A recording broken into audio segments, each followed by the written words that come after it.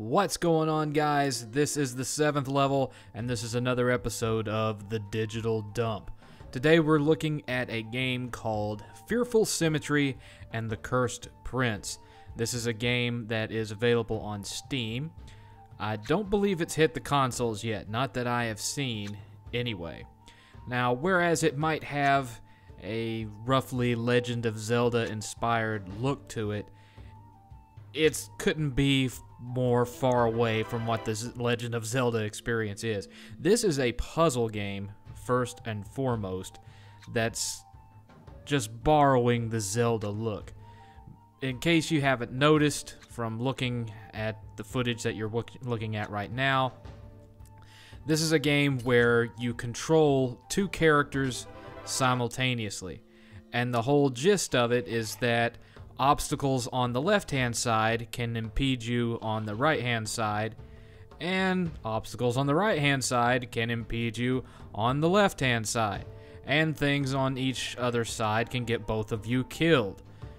So there will be instances where you must not only navigate through all the dangers on both sides, but as you can see here, there will be obstacles on the left side that you can only get through by pressing buttons on the right side.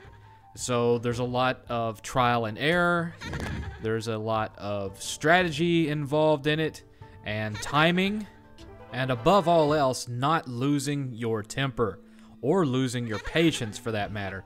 This is one of those games where you'll get so many things right, and you'll get right up to the crest of that exit door, and then you get your timing wrong on one thing, and bam, you're right back to the beginning where you started from. Now, with a game with this level of a frustration factor, it's important that you have good responsive controls, and that's one thing you won't have to worry about here. Of course, it's a PC game, so you're playing it with a mouse and keyboard. That gives you a much needed advantage in this area. Hopefully, if this game ever gets ported to consoles, they'll keep those controls nice and tight. Graphics-wise, it is what it is. It's nice, 16-bit inspired, very Zelda inspired. Music is where this game really tanks. I'm sorry, but one track of music just isn't cutting it for me. Now, maybe once you get real deep farther into the game, there's more than one track, but for the first 10 or 11 levels that I played, it was the same track repeated over and over again, which that's perfectly fine as far as the track itself, but you want to have more than one when you're going to be playing this kind of game and potentially playing the same level over and over and over and over again until you get it right. That is not a scenario where you want to be listening to that same track again and again. Same thing goes for some of the special sound effects for this game, which aren't that special, to be honest with you. There are some really annoying sound effects in this game, with little yips and yaps from creatures that you don't even see on the screen at the time. It's just not what it could be. Story-wise, there's really not a whole lot of story here. This is a puzzle game, so there's a very base story to it, but it's certainly not anything memorable or lasting. It's just enough to give it a framework for who you are and why you're doing what you're doing, and that's pretty much it. Replayability-wise, well, it's a puzzle game. You're not going to really run into anything like time trials or anything like that. Once you finish the levels, really, you've more or less finished them, with one caveat. There are unlockable characters in this game, and those unlockable characters have different abilities.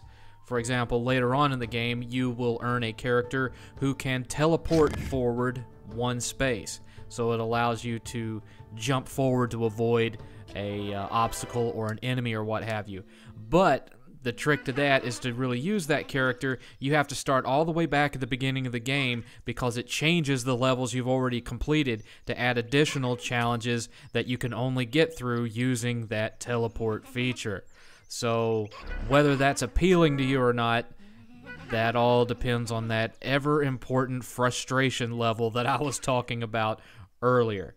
This is a $10 game. You get a lot of playability for that $10. It's fun in the way that a puzzle game should be. They pull off the look of the game quite well because they were going for that 16-bit retro look, and they achieved it. The only problem, again, that I have is with the lack of musical tracks and some of the annoying sound effects. That, and later on in the game, some of the levels can get so frustrating that, well, you're probably going to be looking up a guide for some of this shit, because the timing of moving the characters at the same time but in opposite directions to avoid some of these obstacles, whoo boy. But anyway, Fearful Symmetry and the Cursed Prince gets a solid 6 out of 7.